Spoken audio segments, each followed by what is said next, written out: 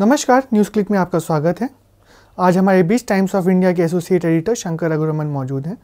इनसे हम बीसीसीआई और एन श्रीनिवासन पर आए सुप्रीम कोर्ट के जजमेंट और साथ ही खेलों में बढ़ते भ्रष्टाचार पर बात करेंगे। हेलो शंकर। हेलो। हाल ही में अभी परसों हमने देखा कि सुप्रीम कोर्ट का जजमेंट आया है एन श्रीनिवास पे। उनके सामने रखा गया है कि या तो आप बीसीसीआई के अध्यक्ष पद पे रहें और नहीं तो आप चेन्नई सुपर किंग्स में अपनी जो भागीदारी है उससे आप समझौता करें। तो इस पूरे जजमेंट का इतिहास क्या है, ये शुरू कहाँ से हुआ है और सुप्रीम कोर्ट को ऐसा कदम क्यों उठाना पड़ा है? इसका इतिहास वैसे तो खैर बहुत पुराना है, लेकिन हाल का जो संदर्भ है उसे हम 2008 से देख सकते हैं कि 2008 में जब आईपीएल की शुरुआत हुई तो उस वक्त बीसीसीआई के नियमों में एक संशोधन किया गया, क्योंकि पहले जो नियम थे उसके मुताबिक कोई भी बीसीसीआई का जो एडमिनिस्ट्रेटर था वो किसी ऐसे इवेंट में उसके कमर्शियल इंटरेस्ट नहीं हो सकते थे जो बीसीसीआई का इवेंट हो। तो आईपीएल चूँकि बीसीसीआई का इवेंट था और श्रीनिवासन साहब आईपीएल में एक टीम अपना रखना चाहते थे, तो इसलिए जाहिर था कि उस नियम को बदलने की ज़रूरत पड़ी उन्हें। तो 2008 में ये जब IPL team Chennai super Kings बनी तो नियम में ये संशोधन कर दिया गया कि आईपीएल और चैम्पियंस लीग इस नियम के अंतर्गत नहीं आएंगे। तो वहीं से इस सिलसिले की शुरुआत हुई है और लोगों ने उस वक्त भी ये कहा था कि ये तो बड़ा ऑब्वियस कॉन्फ्लिक्ट ऑफ इंटरेस्ट है कि एक तरफ आप बीसीसीआई के कर्ता धर्ता हैं, दूसरी तरफ बीसीसीआई जिसके साथ कॉन्ट्रैक्ट साइन कर रही है उसके भी आप ही कर्ता धर्ता हैं, आप उसके मालिक आप हैं। तो ये कैसे हो सकता है? लेकिन अब ये 2008 की बात है, आज हम 2015 में बैठे हुए हैं, तो 7 साल से इस बात को नज़रअंदाज कर दिया गया था बीसीसीआई के अंदर। उसमें कई महान वकील भी शामिल हैं बीसीसीआई के एडमिनिस्ट्रेशन में, लेकिन उनमें से किसी को ये अनुचित नहीं लगा, शायद ये अटपटा नहीं लगा। जैसा कि हमने देखा है लगातार जो भारतीय खेलों के संघ रहे हैं उस पे कॉरपोरेट घरानों का और राजनीतिज्ञों का दखलंदाजी रही है। तो इसका क्या कारण रहा है कि ये कॉरपोरेट घराने और राजनीतिक पार्टी से संबंधित लोग इन खेलों के संगठनों में लगातार अध्यक्ष या किसी और पदों पर आते रहे हैं? देखिए, इसका सीधा सीधा कारण क्या है ये कहना तो मुश्किल है, लेकिन ये बात सही है कि अगर आप इतिहास को उठा के देख लें तो चाहे वो क्रिकेट हो या कोई और खेल हो, भारत में हमेशा ही राजनेताओं का और ब्यूरोक्रेट्स का, अफसरशाही का बहुत बड़ा रोल रहा है। शायद वो इसलिए है क्योंकि खासकर क्रिकेट में उन स्टार्स के साथ देखा जाना, क्रिकेट के साथ एसोसिएट होना, ये अपने आप में शायद एक उनके लिए बहुत पॉजिटिव चीज़ होती है। तो वो चाहते हैं कि वो इस किस्म के एसोसिएशन उनके रहें। हमारे प्रधानमंत्री हैं श्री नरेंद्र मोदी, वो खुद भी गुजरात क्रिकेट एसोसिएशन के प्रेसिडेंट रह चुके हैं। अमित शाह शायद अब भी हैं। लेकिन उसका नतीजा ये होता है कि चूँकि वो राजनीति में भी सत्ता में रहते हैं तो उन्हें पद से हटाना बड़ा मुश्किल हो जाता है। तो सारे ही हमारे जो खेल संघ हैं उनकी हालत ऐसी है कि कोई 30 साल से बना हुआ है पद पे, तो कोई 40 साल से बना हुआ है, एक बार बन गया तो चला ही आ रहा है। क्रिकेट में फिर भी थोड़ा बहुत फेरबदल हुआ है, लेकिन फेरबदल उन्हीं गिने चुने लोगों के अंदर ही अंदर रहता है। ऐसा नहीं है कि कोई प्रोफेशनल एडमिनिस्ट्रेटर आके खेल को चला ले या कोई प्रोफेशनल क्रिकेटर आके चला ले, वो आपस में ही इन लोगों का खेल चलता रहता है। ये जो साठगांठ लगातार जिसकी आप बात कर रहे हैं, इसका जो खेल है और चयन प्रक्रिया है उस पर क्या प्रभाव पड़ता है? कि जैसा कि हम देख रहे हैं कि कई बार ऐसा होता है बहुत सीनियर प्लेयर्स हैं उनको ड्रॉप कर दिया जाता है, या जो डोमेस्टिक क्रिकेट है उसमें उनका परफॉर्मेंस अच्छा भी रहा है तब भी उनको टीम में नहीं लिया जाता है। देखिए, सीधा सीधा ये कहना कि इसका क्या असर होता है चयन प्रक्रिया पे, ये कहना थोड़ा मुश्किल है। हाँ, ऐसा ज़रूर है कि हर बार कहीं ना कहीं कुछ संदेह रहता है कि क्या फ़लाना खिलाड़ी जो है उसकी जगह टीम में इसलिए बन रही है क्योंकि वो फ़लाने एडमिनिस्ट्रेटर के करीब हैं, या इसको इसलिए छोड़ दिया गया है क्योंकि उसके साथ जो कंपटीशन में है वो किसी एडमिनिस्ट्रेटर के करीब है। ऐसी मतलब संदेह ऐसे बने रहते हैं। लेकिन मुझे यह लगता है कि आज के दौर में क्रिकेट में इन फैक्टर्स से कहीं ज़्यादा जो चीज़ काम कर रही है वो कॉरपोरेट जो लिंक्स हैं। मसलन अगर आप हाल के सिलेक्शंस को उठा के देख लें, पिछले कई सालों से जो हुए हैं, उसमें हमेशा एक शक की निगाह से लोगों ने ये देखा है कि ऐसा क्यों होता है कि जिसका चेन्नई सुपर किंग्स के साथ या इंडिया सीमेंट्स के साथ कोई लेना देना हो, वो हमेशा टीम में चुन लिया जाता है। तो और ये प्रोसेस जो है, इसका सीधे सीधे क्रिकेट के व्यापार से संबंध है।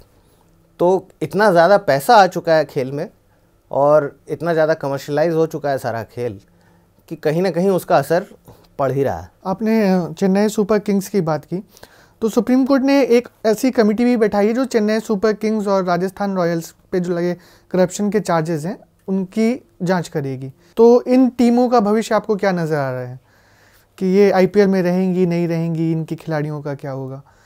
और हमने ये भी देखा है कि लगातार अभी महेंद्र सिंह धोनी को बीच में ही कैप्टनशिप छोड़नी पड़ी, उन्होंने टेस्ट से अचानक संन्यास ले लिया।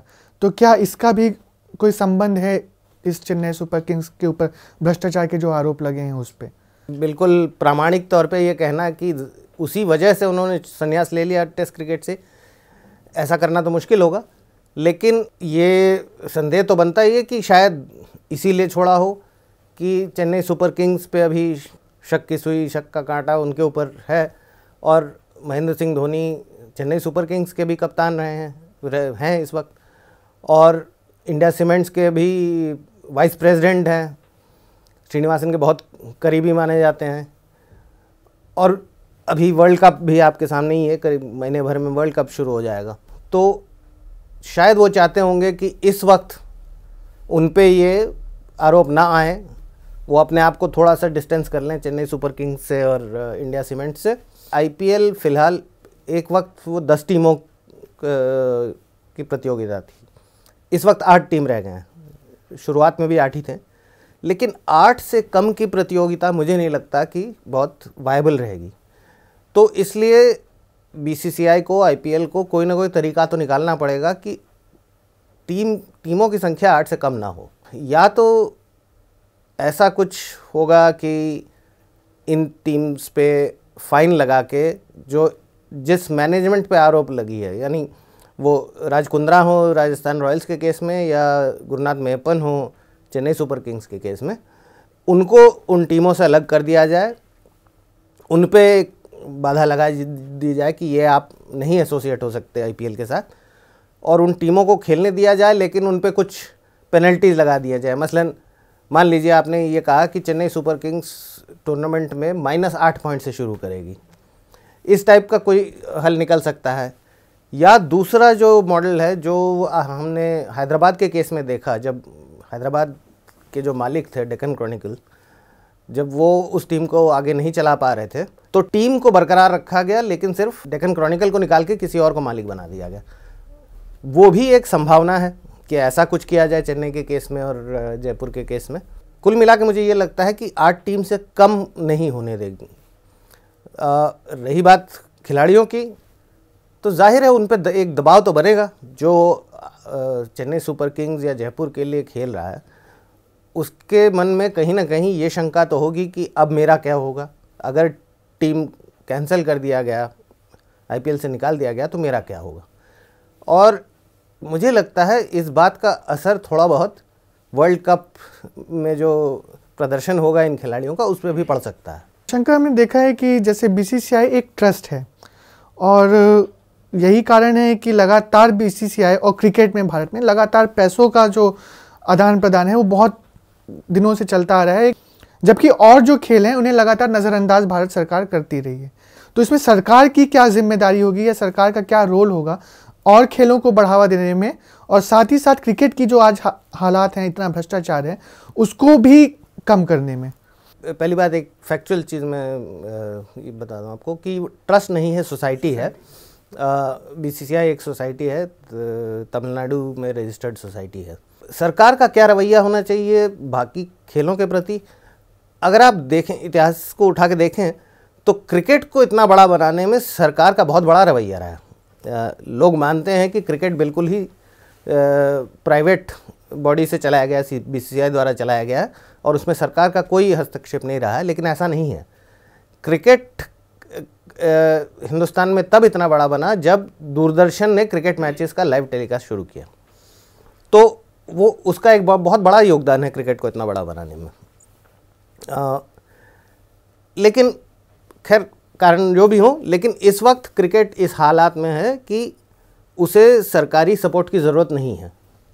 बिना सरकारी सपोर्ट के भी वो अच्छा खासा वायबल रह जाएगा। लेकिन बाकी खेल हैं, खासकर हमारा जो राष्ट्रीय खेल माना जाता है हॉकी, वो बैडमिंटन, कई तमाम सारे खेल हैं, एथलेटिक्स, फुटबॉल, जिनमें भारत की हालत बहुत अच्छी नहीं है और प्रदर्शन बड़ा अच्छा नहीं रहा है हाल में। हाँ, ये बात सही है कि कॉमनवेल्थ गेम्स में या ओलंपिक्स में पहले से कुछ बेहतर प्रदर्शन हुआ है, लेकिन अगर आप भारत के साइज़ को देखें, दुनिया का दूसरा सबसे बड़ा देश, उसकी तुलना में हमारा परफॉर्मेंस किसी भी ओलंपिक में या कॉमनवेल्थ गेम्स वगैरह में ना के बराबर है। तो इसमें सरकार को कुछ करना चाहिए, ये तो जाहिर है। अब क्या करना चाहिए? करना ये चाहिए कि जब तक आप खेल का एक मास बेस नहीं तैयार करेंगे, चीन इतना बढ़िया क्यों कर पाता है? चीन अगर आज दुनिया में सबसे सक्षम, खेल के जगत में सबसे सक्षम देश माना जा रहा है, तो वो उसकी वजह यह है कि उन्होंने एक मास बेस तैयार किया। सोवियत यूनियन जब कायम था तो सोवियत यूनियन में भी वही बात थी। 120 करोड़ की जनता हमारे पास है। अगर 120 करोड़ के 120 करोड़ को ये सुविधा मिल जाए कि वो खेल में भागीदारी ले, तो जाहिर है कि इतना टैलेंट उभर के आएगा कि हम दुनिया के सबसे अच्छे अव्वल नंबर पे आएंगे हम। लेकिन उसके बजाय हम कर ये रहे हैं, सरकार का रवैया ये है कि जो ऑलरेडी उभर के आ चुका है उसके पीछे कुछ पैसा लगा के उसको मेडल विनर बना दिया जाए। पहली बात तो इससे बहुत ज़्यादा मेडल आप जीतेंगे नहीं, क्योंकि आप टैलेंट को बेस से तैयार नहीं कर रहे हैं। दूसरी बात, अगर आप थोड़े बहुत मेडल जीत भी जाते हैं, खेल से जो बेसिक फ़ायदा है एक समाज में, वो आपको नहीं मिल रहा, क्योंकि कुछ एक लोग ही उसका फल पा रहे हैं, जनता व्यापक तौर पे नहीं पा रही है।